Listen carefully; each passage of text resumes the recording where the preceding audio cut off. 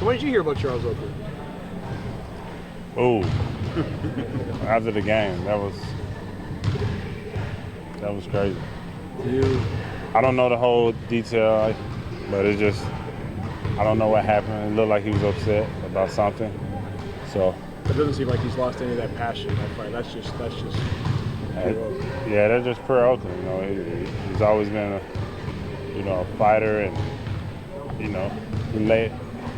lay it down. That's basically what he does, and that was crazy.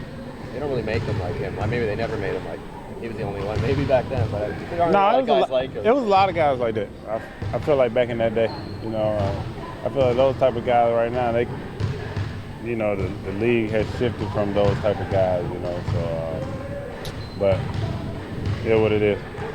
Is there anyone in the league nowadays that sort of stands out as being maybe a modern day type of enforcer, or has the game just changed too much? The game just changed. They don't let you get away with the hand checking, fouling hard. So it's kind of definitely different. Artest maybe the closest thing. Yeah, Artest was the closest thing. Yeah. KG was there. There was a lot of guys, man. But right now it's just a lot of talk.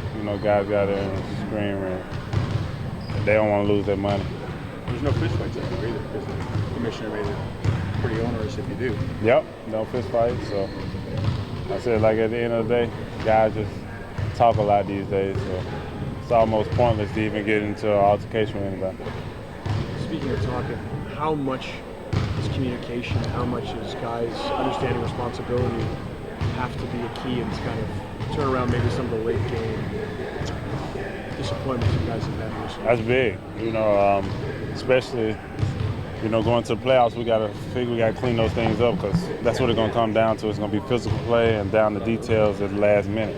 So I feel like we got to be on the same page, communicate better.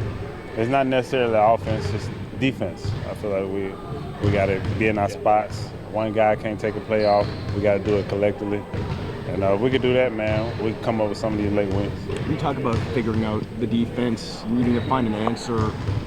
Deadline's a couple of weeks away. Do you think you guys need help to do that? Not necessarily. I think we got the guys who can do it.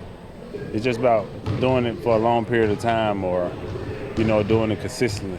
And at the end of the day, we got to take ownership. We got to look each other in the mirror and say if we're gonna do it or we're not when it get nut gutting time. And hopefully we can man up and do that. Is it harder to defend as a team these days with the offensive explosion in the league? Do you find it? Have you noticed the difference out there, guys? I notice it's like a pick and roll league. Like, you can't say that DeMarre is gonna go out there and guard so and so by itself one-on-one. That's non-existent. I don't think it's like a lot of one-on-one. It's more just pick and roll, or guys trying to expose and find the weak link instead of pick, and then it's one of those types of things. So that's why I say we got to do it collectively. We can't be like, oh, a guy gonna go in and shut this guy down, because it's a pick and roll league now. Everything is pick. So also, so many guys will just pull up from anywhere now. That makes sense. Yeah, guys pull up, but if you're getting beat one-on-one, that's the guy who's guarding that guy got to look at each other in the mirror. But when it comes to pick and rolls and